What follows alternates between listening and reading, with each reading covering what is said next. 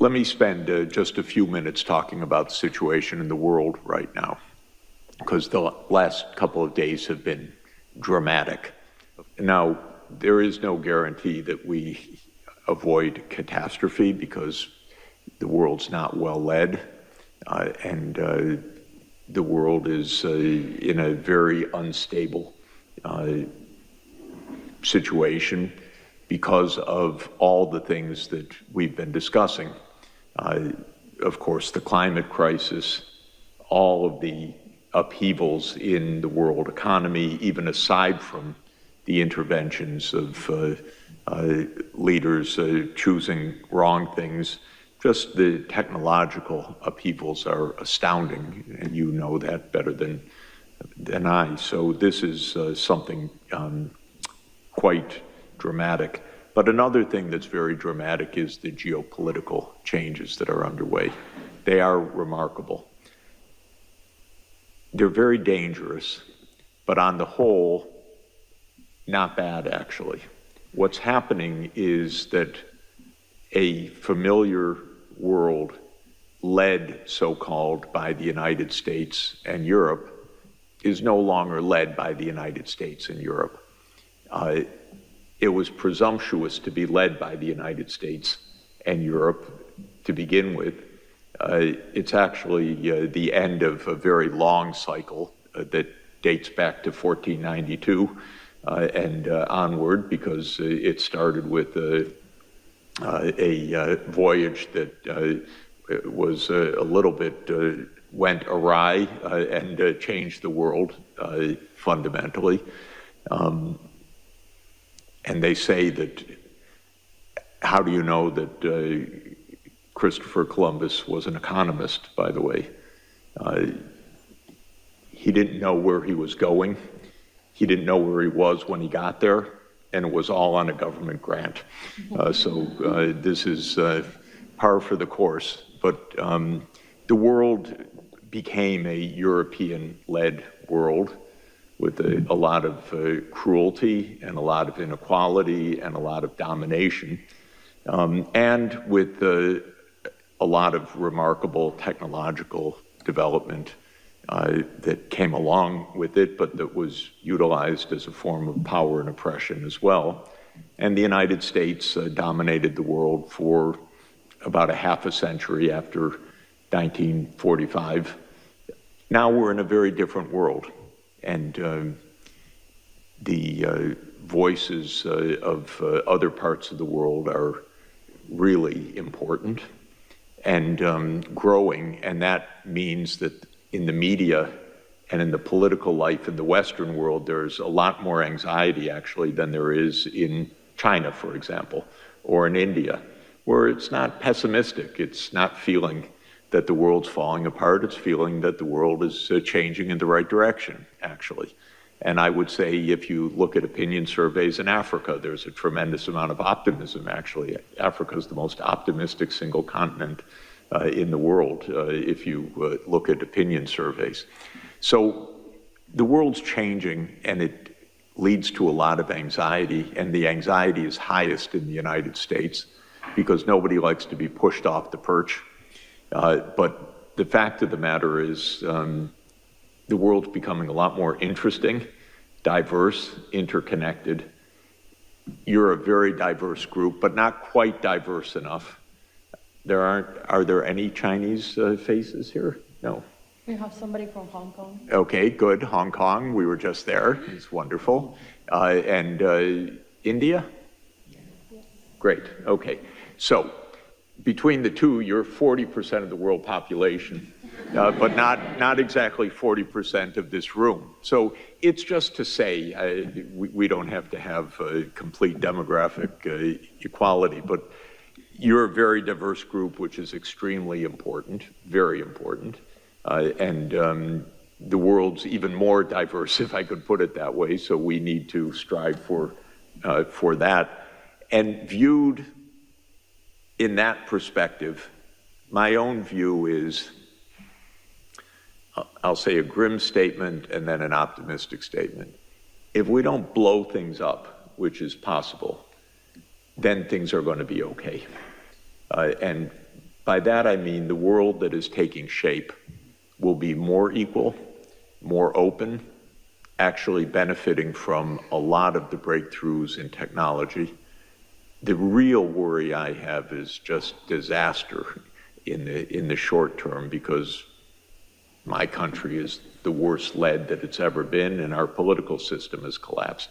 So we have one-person rule, which is not exactly the way to run a society of 335 million people and $30 trillion of output, but that's what we have for the moment. But if we can avoid the catastrophes, we actually, not just rhetorically and not just optimistically, we really have a lot of solutions in this world for food production, for sustainable energy, for better education and healthcare systems, for all sorts of things that are completely wonderful. They're getting discovered, they're getting developed, you're pioneering many of them. They're not getting undertaken at the scale that they need and the pace that they need by any means, but they could be, because there's no fundamental shortfall of resources or know-how. We're not running out of particular minerals so that we can't do this. We're not running out of land so that we're in a struggle for who eats and who doesn't eat. We're not running out of energy, because solar radiation is about 5,000 times our power usage on the planet. So if we deploy solar power, which is now cheaper than any other kind of power, we're not in an energy shortage as well. We're not in a know-how shortage, but we are in a fairness shortage. We're in a niceness shortage. We're in a calmness shortage. We're in a geopolitical crisis, and we are with a lot of instability from all of the upheavals of climate, which are going to get worse for the next 50 years, almost no matter what we do, because underlying our physical reality is a lot of warming built into the system and a lot of shocks that will come from that. That doesn't mean that the impacts necessarily get worse, because things can get buffered, we can become more resilient, we can become adapted, but the climate itself is going to become more dangerous shortly. So this is our state of affairs. Now, what specifically happened yesterday was the U.S. declared itself outside of the World Trade System. 2 weeks ago, the U.S. declared itself outside of the climate challenge. 3 weeks ago, the U.S. declared itself out of the sustainability challenge. 4 weeks ago, the U.S. declared itself outside of the WHO. All right. Honestly, it doesn't get dumber than this, really. But the U.S. is 4.1% of the world population. And as I said, the other 95%, I don't see things diminishing in intensity of purpose, but rather increasing. And there are a lot of very good things that are happening, even because of the United States' strangeness of behavior right now. For example, China and India, which have been at loggerheads for 60 years, for more than that, for almost 80 years, for a complicated reason that the British drew an arbitrary borderline in the Himalayas, and that has meant border dispute and conflict between China and India since India gained independence in 1947 and the People's Republic of China was formed in 1949, and they're still fighting over a line that a guy named McMahon drew arbitrarily in 1880, never having been up to the Himalayas where he drew the line. And there is, by the way, a theorem that I kind of subscribe to, that all problems in the world go back to the British. So that's true in the Middle East, it's true in the Himalayas, it's true in much of the world. Yes, it's true all over Africa. It is actually a very good rule of thumb. It's not quite a proven theorem, but it's a very good rule of thumb. In any event, the Indian and Chinese foreign ministers got together and said, what are we fighting about? We should trade more, we should invest more. And then very positive statements came from Prime Minister Modi and from President Xi. Then last week, 3 other countries that are at loggerheads for no reason in the world, honestly, China, Korea, and Japan. They are divided because the United States says you're on our side and they're the enemy to China and Japan, and to Korea and Japan vis-a-vis China. The 3 got together because they see the U.S. Not such a great, protector of their interests, and they said we need to improve relations with each other. This is very, very good. And if you think about Iran and Saudi Arabia, for example, which was defined by the U.S. to be the fundamental schism of Shia and Sunni, and so much of U.S. policy was playing the Sunnis against Shia, Iran, and so forth. They made a rapprochement last year, which China helped to broker in a very wise way. The United States would never have done it and never even have thought about it, but China was very helpful. So truly, I'm not so pessimistic at all. I just see the world changing, and I can understand the pessimism in the newspapers that I happen to read in the U.S., because they're all geared around the idea of the U.S. as number one. And if you put that aside, I like a world in which China's playing a much larger role, and India's playing a much larger role, and the African Union's playing a much larger role, and Saudi Arabia's playing a much larger role. To me, this is a great world. It's a world of diversity, much better food, much better conversation, much better places to visit, much more fun in conferences and meetings and problem solving and all the rest. But if you just happen to be a U.S. strategist, it looks very grim and dangerous and so forth. So I don't buy into the danger part. I do buy into the danger part for the reasons I said, but I don't buy into the inevitability of crisis. So what I would really like you guys to do is to stay on the networking course and the practical course and the problem-solving course. And I want us to help you to do that. And just to be very clear, SDSN Youth is not to empower youth per se. It's to help solve global problems, of which you have a lot of solutions. So that's a little bit different.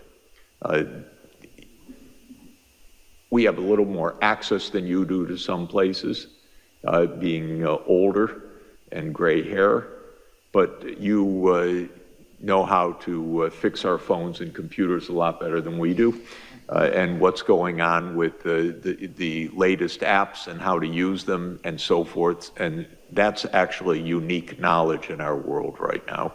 And so it's really important that you're at the table. It's true, you should be at the table for 2 reasons. One, to protect the interests of your generation against 78-year-old U.S. presidents that don't know how to think ahead.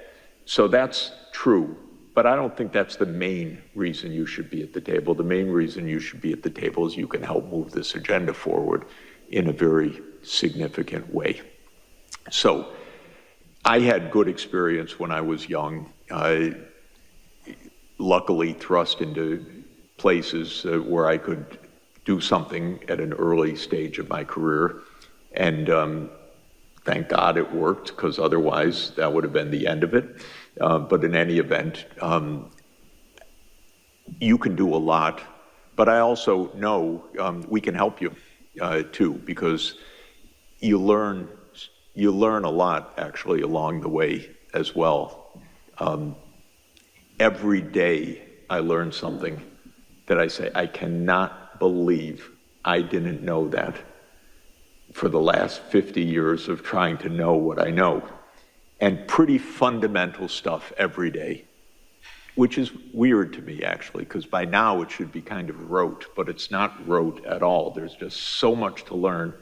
And I kind of walk around my whole life with a book in my hand, or now with an ebook or on my phone or something, reading every day and learning pretty basic things, actually, which is annoying, really annoying, because it should have been done already, but it's not. So all of that is to say we can help you, and I can help you, and I can help you network, and I can help you learn things. So don't presume you know everything, but don't presume that you don't know what you're seeing with your own eyes about things that can be done. So that's really the balance that's extremely important. Now, what's going to happen after 2030? Let me say a few words about that, because you're going to play a big role in that. Obviously, we're not going to achieve what we set out to achieve in 2015, September 25th, 2015, when Pope Francis ushered in the Sustainable Development Goals at the UN. The agenda was pretty optimistic beforehand.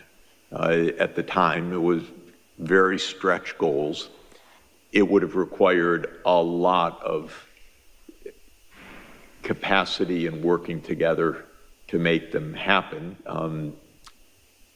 Of course, we just didn't get the major powers to work very hard on any of this. The only one that made a major effort, in my view, was China, actually. Europe said a few things at the beginning, but Europe got caught in this Ukraine war, which, to my mind, was just a disastrous mistake, because the United States doesn't know how to make peace, and blew the chance after 1991 to help create a true collective security arrangement in Europe. Instead, it expanded NATO. But I don't want to go there. Just to say, the US didn't try, Europe didn't try very much. China launched the Belt and Road Initiative, which is a very big and positive thing. Africa launched the African Continental Free Trade Area, which is a very important thing, and a very positive development. But the world as a whole, for the major powers, didn't try very hard. So we're reaching, and I don't want to go into it, but my view is the US at the University of North Carolina concocted something called SARS-CoV-2 and made a pandemic. That's another long story, but we just lost a lot of time. So what are we going to do?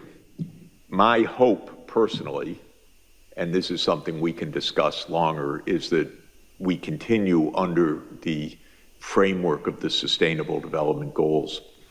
And the reason is it's taken 10 years to have governments understand a bit about how to make such a complicated, multidimensional programming process, because it's not simple to do this, to plan for 17 major objectives, long-term planning, strategy, and so forth. Now, the goals won't stay exactly the same, but I don't want to redo everything to have a new set of goals and a new framework, because honestly, to my mind, it may be constructive in bringing new voices in, to be sure, so I don't want to rule out deliberations which will take place, but I don't think we should throw out everything, because it just would be a major loss and time sink. And in our world today, the US will walk away from the table anyway, and it just may be very hard to get a framework, other framework. So I'm hoping we continue under this broad rubric, resetting, adding, no doubt, something about artificial intelligence as SDG 18, or repackaging some of the objectives and so on, but to keep this framework to mid-century, because the next period, to my mind, is to 2050, is to mid-century. And that's, in fact, what we need to decarbonize the energy system. It's what we need to transform agriculture. It's what we need to create a workable digital society in which good things rather than bad things happen with these new technologies and so forth. So that's what I think what I am going to be aiming for in the next few years. This will probably be decided more or less around 2027 or 2028. So there will be a UN process. The next Secretary General will assign a commission, probably. There'll be deliberations. You'll be involved in national level and global processes and youth ambassadors in many ways. And we should really strategize together about this. And you should make further outreach to other groups in order to do this. One basic point is that what makes all of this very hard is thinking ahead on a time horizon and a complexity longer than governments know how to do. So if you want to change the energy system, it's not a 1 year or a 5 year or a 10-year process. You really have to be able to think about 25 years or 30 years and basic changes of technology and learn how to put that into a real political process and so forth. And this is what I find most governments don't know how to do effectively. Again, China is better at planning in this way than any other government that I know among the major governments. Europe's not bad at setting goals, but it then doesn't necessarily actually create the planning to deliver them very effectively. I'll say also I have huge hopes, expectations, and demands of the African Union in the coming years. There's a new AU commission that just came into office on March 15, and Africa needs to make a breakthrough in the next 30 years. It can't go on like this with many conflicts, with kids not in school, with the systems not working, with electricity not reaching still hundreds of millions of people. And that's what we were discussing in the Financing for Development workshop that we had earlier this week, how to make those breakthroughs. So one thing I'm asking of you is helping to instill the idea of really basic transformation in your countries, regions, and since we're going to do it together at a world scale, that yes, we really can create a better future, and it's not only wish fulfillment, it's actually very practical work. For me, by the way, I caught who had a slide that I think Sinead, about the importance of education as being absolutely fundamental. Was that you, Sinead? Yeah. In any event, okay. There are probably 300 million kids not even in school right now. And we have to absolutely say, no, are you kidding? Not another school year like this. This is crazy. And the reason they're not in school in some places is because of conflict and displacement. But for at least 200, 250 million kids, it's because the governments don't have the funds to hire teachers, to have the schools, and so forth. And I want to have a fit together with you to the powers that be that this cannot go on any longer. You cannot leave kids out of school in this world. They cannot have a future that way. This is the most basic point of everything that we're trying to do. Every one of you had the fortune, and you probably had a lot of struggles, twists and turns, good luck, parents that helped, friends that helped, family that helped somehow that you could get an education. But I think that's the first thing we really need to do, is to put our foot down and say, no more faking it to the host countries, but they don't have the money, to the IMF, to the World Bank, to China to anyone else, you gotta help make sure that all the kids are in school, period. And then there are all the other issues that we're dealing with. I won't belabor the point any longer because I know the time is short. But you guys are really important in this process. And to add to your importance, connect with others that you think we need to bring into this process, because this is a very powerful group that can really make a huge difference and can really, by the way, you can help the older ministers in the government, the presidents and so forth, understand this is no joke. This is real for your societies. This really can be done.